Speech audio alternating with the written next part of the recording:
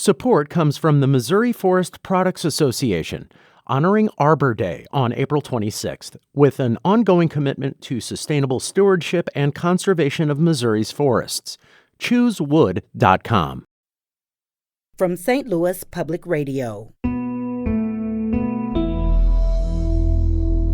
This is St. Louis on the Air.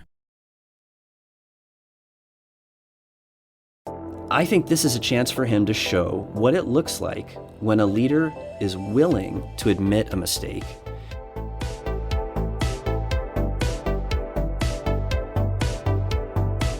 Yes, an apology would go a long way. And I just see it as a way to set the tone.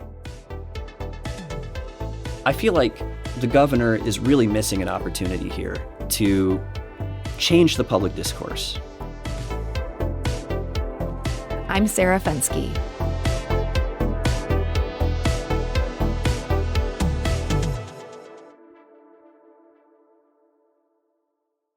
Four months ago, the St. Louis Post-Dispatch published a story that almost immediately led to a criminal investigation. But this wasn't the usual formula where prosecutors follow journalists' findings to bring the bad guys to justice. Instead, the governor urged prosecutors to go after the journalist. The Post-Dispatch reported on October 13th about a major vulnerability on a state website, that the Social Security numbers of Missouri school teachers, administrators, and counselors were vulnerable to public exposure due to flaws on a website maintained by the state's Department of Elementary and Secondary Education. One day later, Governor Mike Parson held a press conference. He announced that a, quote, individual had viewed the Social Security numbers of at least 3 educators, and he promised a criminal investigation into the so-called hacking.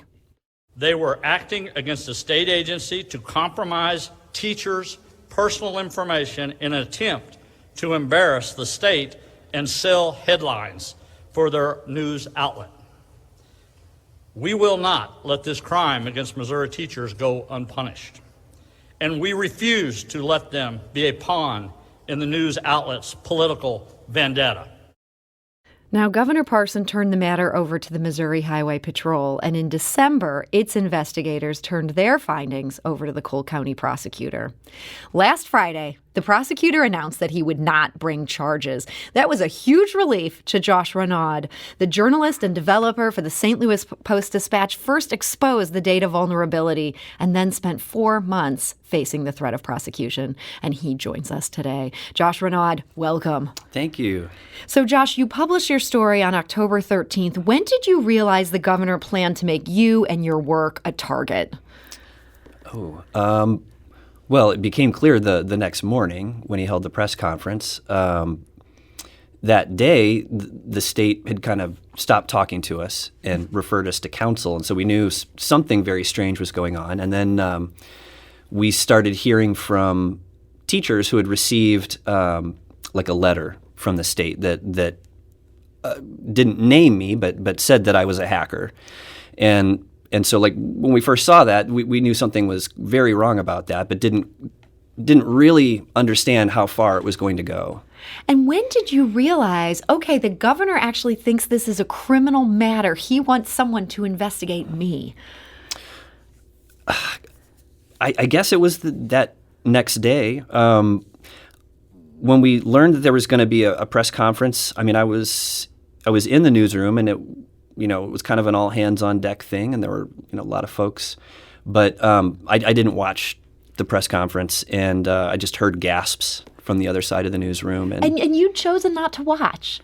I knew it wasn't, whatever it was going to be, it was something I didn't want to hear. So those gasps, I feel like those might have panicked me even more than anything that might have come out of the governor's mouth. Yeah, maybe so. Yeah, it was clear that something very bad had been said. So. And so at that point, I mean, is that when you realized, wow, like, I'm going to need a lawyer? I'm not sure. So the Post has lawyers, and they were kind of involved from the start. So in that way, I was very well taken care of. So when the governor makes this announcement, the newsroom is gasping. I think the whole state, soon the whole country, was kind of gasping over this. What was going through your mind as you sort of processed this strange new world where you were in, where you were under criminal investigation? It was really tricky. I've never been in a circumstance quite like this. Back in college, there was some guy that threatened me with a lawsuit because I wouldn't let him participate in a debate that kind of caused me a little bit of grief, but that was nothing at all like this. I mean, this was being singled out by the state executive and being called a criminal and having him direct an investigation into my conduct. I could not have expected that. And I didn't expect it. It still remains. I just can't understand it really. I can't know what was going on in their minds. I guess I have ideas about that, but it was a complete shock, and it, I don't know. It was really bad. I've never seen anything quite like it. So your paper later published a story revealing that the Department of Education had planned to thank you before the governor ended up taking this in a dramatically different way. Did you find yourself thinking about how this could have gone so differently? Yeah, from the beginning. This was an important story, and I do feel like all of this was an effort to deflect from the gravity of what was found. And I think that's really unfortunate. The thing that we didn't know at the time was that there had been a previous intrusion, I guess, into a different system that affected almost the same people. So it was the pension system for the teachers and educators in Missouri. And that happened in September. We didn't know about that, but the state I guess was investigating that in September and early October, and sent a letter to educators. I think it was the day that our story published, or maybe the day after.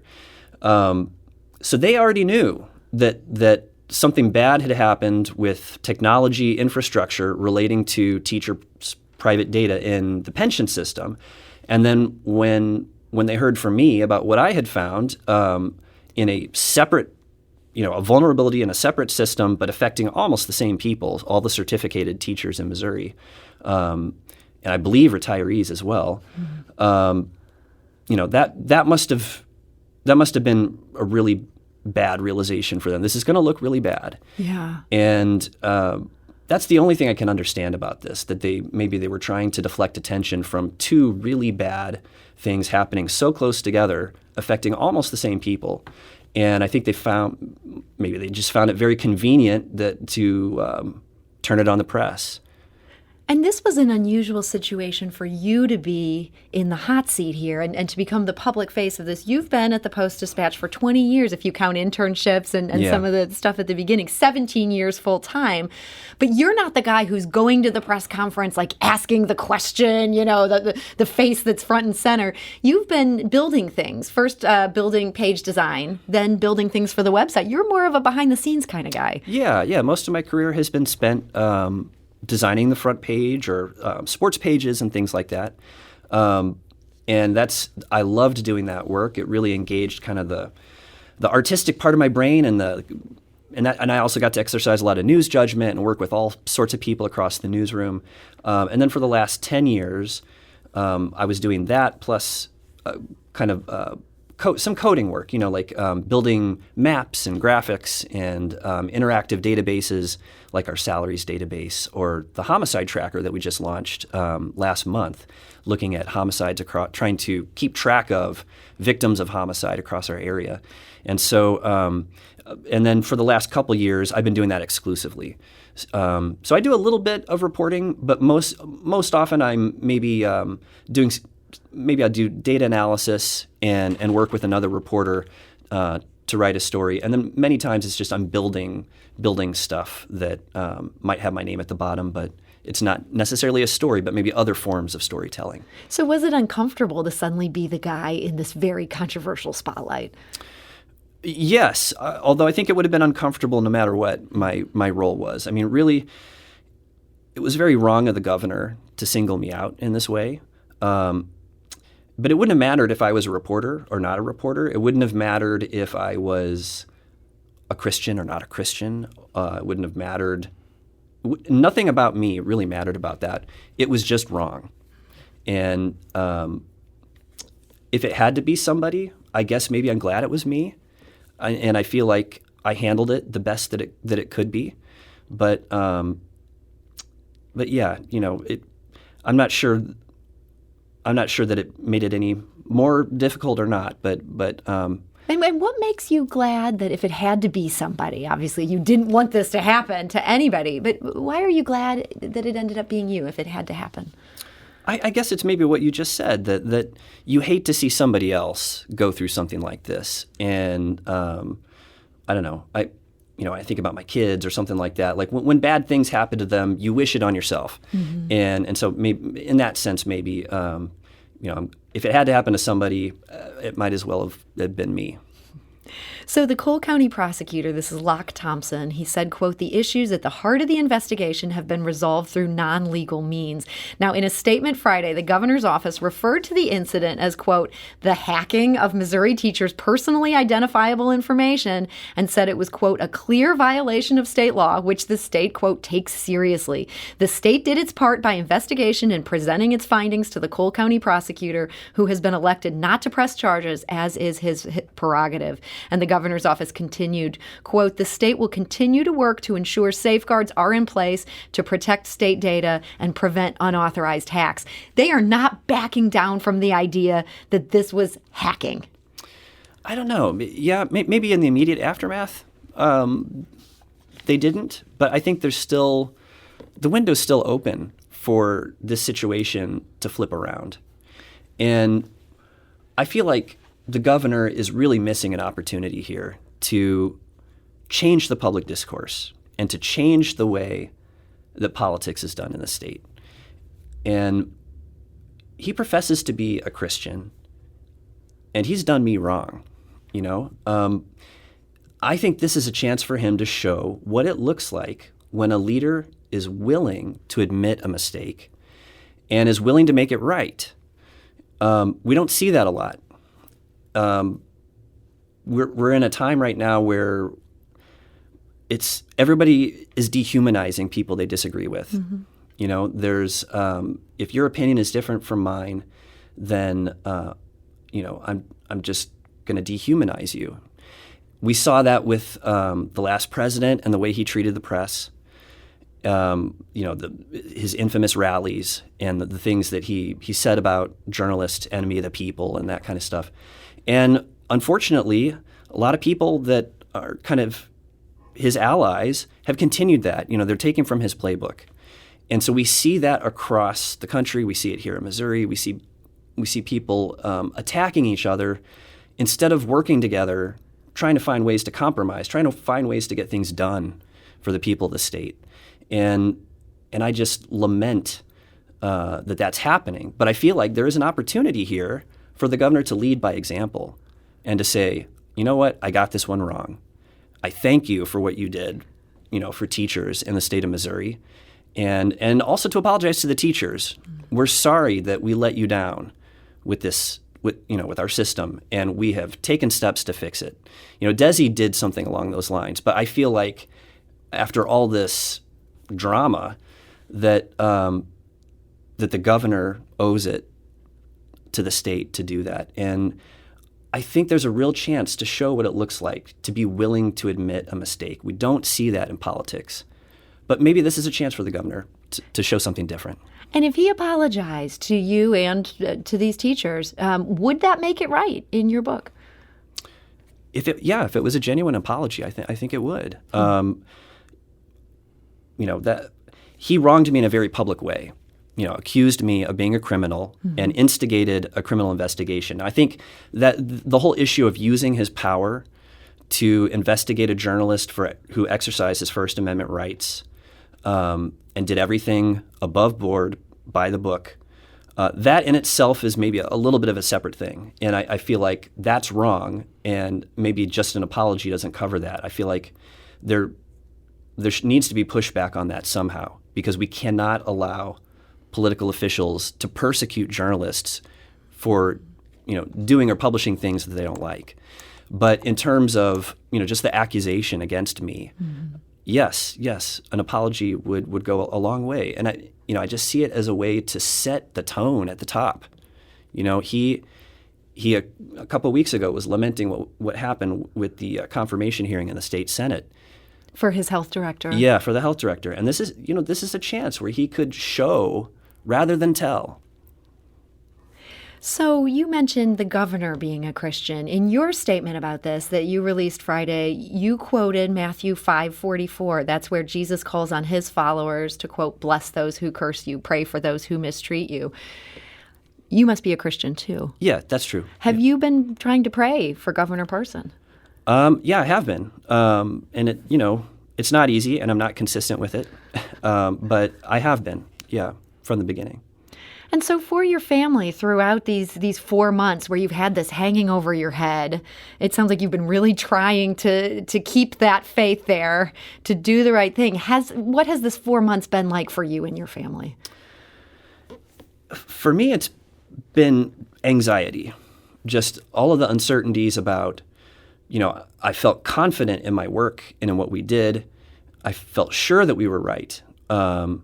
But then when you look at the letter of the law and see how broad it is, and just wondering, is there some scenario in which somebody could actually call this illegal? Just all the uncertainty about that. So tons of sleepless nights in that regard. I think and my wife probably had some of that too. I think less so the kids. The one thing that I was kind of surprised by and that I was heartened by, talking about kind of this climate that we're living in, was I was really afraid that there might be some kind of a mob, like a army of trolls or something, because we see that for all different sorts of hot button issues where someone on one side or another gets attacked for whatever it is that they say or believe. And I wondered if that might happen here, if they're, allies of the governor or something like that might try to attack me, or, online abuse, that kind of stuff. And so I took down all my social media, removed websites and stuff, and kind of hunkered down. And thankfully, that kind of abuse didn't really materialize. Instead, it was more of support, lots of support from teachers, from folks here in Missouri, from colleagues and people across the state and across the country. And that really buoyed us, really helped us through all those uncertainties.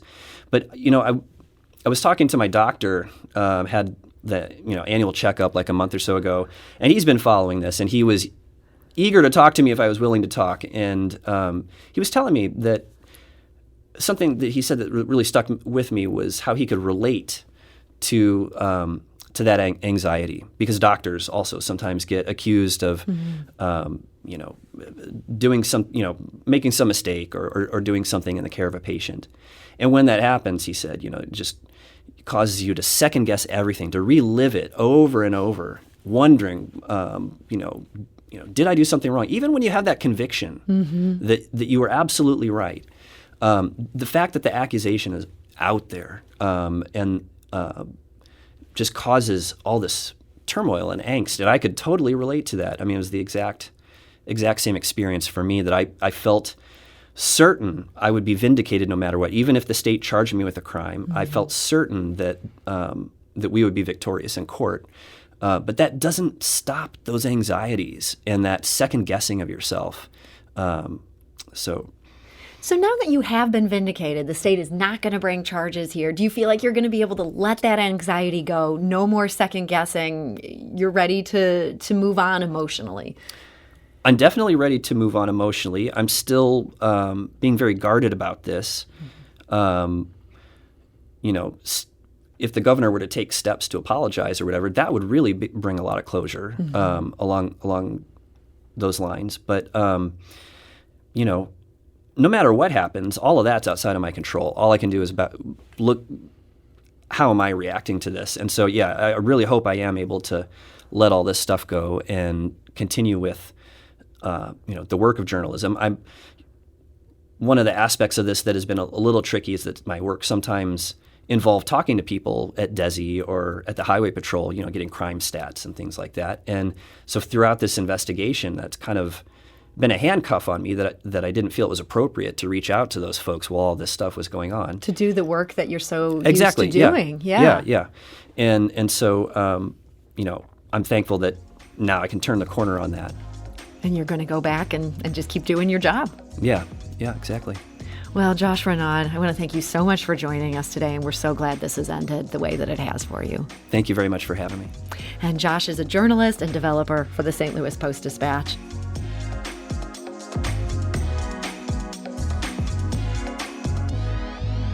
This episode was produced by Alex Hoyer, with audio engineering and podcast design by Aaron Dorr. Our executive producer is Alex Hoyer. St. Louis on the Air is a production of St. Louis Public Radio. Understanding starts here.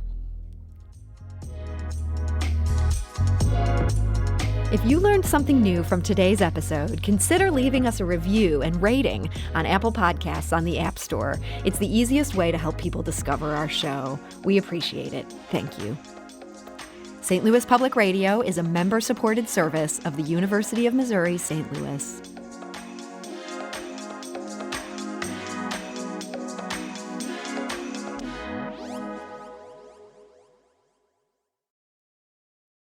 Support comes from the Missouri Forest Products Association, honoring Arbor Day on April 26th, with an ongoing commitment to sustainable stewardship and conservation of Missouri's forests.